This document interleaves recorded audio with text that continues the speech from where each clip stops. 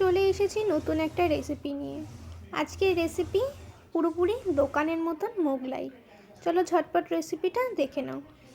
সবার প্রথমে কিন্তু একটা তরকারি বানিয়ে নিতে হবে। তোমরা কিন্তু দেখেছো দোকানে কিন্তু মোগলাইয়ের সঙ্গে একটা তরকারি দেয়, সেই তরকারিটাই প্রথমে বানিয়ে নিয়েছি। তেলের মধ্যে এখানে জিরে ফোড়ন দিয়ে আমি আলুগুলোকে সবার প্রথমে ভালো করে লাল লাল করে কিন্তু ভেজে নিচ্ছি। এর মধ্যে কিন্তু আমি কোনো পেঁয়াজ রসুন কিচ্ছু দিচ্ছি না, একটা পেস্ট দিয়ে দিচ্ছি। শুধু সেই পেস্টের মধ্যে রয়েছে আদা, কাঁচা লঙ্কা আর জিরে। এবারে কিন্তু দিয়ে দিচ্ছি নুন, হলুদ আর একটু চিনি। সব কিছু কিন্তু একসঙ্গে ভালো করে মিশিয়ে নিতে হবে। এবার একটু হালকা কষে গেলে দিয়ে দেবো একটু জল।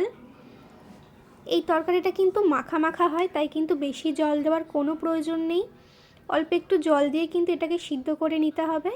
নিয়ে তরকারিটা হয়ে গেলে এভাবে তুলে নিতে হবে। মোগলাইয়ের জন্য এখানে কিন্তু আমি নিয়েছি ময়দা মেখে রেখেছি, ব্রেড ক্রাম্বস নিয়েছি, সেই তরকারিটা কিন্তু আমি করে নিয়েছি দুটো ডিম, স্যালাডের জন্য পেঁয়াজ আর শসা কেটে রেখেছি, আর নিয়েছি বাদাম।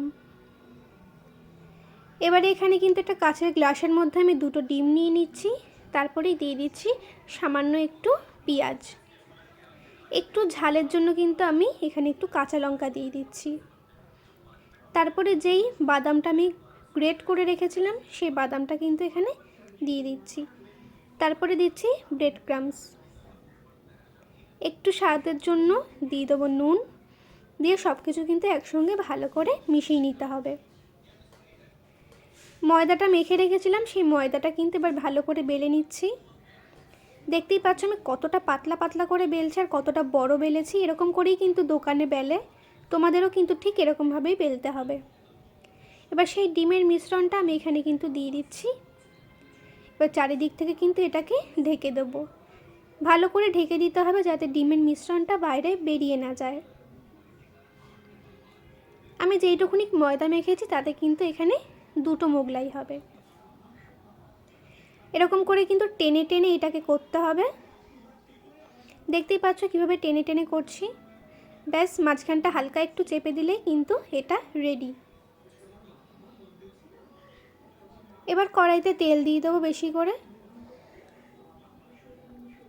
তেলটা কিন্তু হালকা একটু গরম করতে হবে, বেশি গরম করা যাবে না।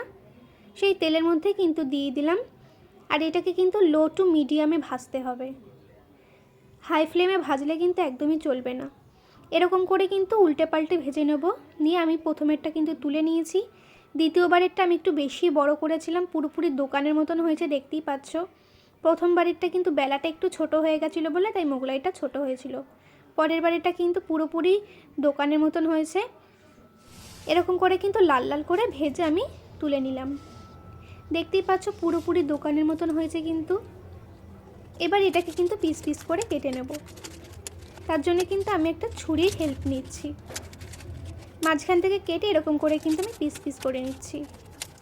এই মোগলাই কিন্তু দোকানে এখন প্রচুর দাম, তাই তোমরা এত সহজভাবে বাড়িতে বানিয়ে নাও, হেলদি অ্যান্ড টেস্টি। ভীষণই সহজভাবে তোমাদেরকে আমি ভিডিওটা দেখিয়েছি। আশা করি তোমরা বাড়িতে কিন্তু এরকম করে বানাতেই পারবে। দোকানের থেকে কেনার থেকে কিন্তু আমি মনে করি এরকম করে বাড়িতে বানিয়ে খাওয়াটাই কিন্তু বেটার।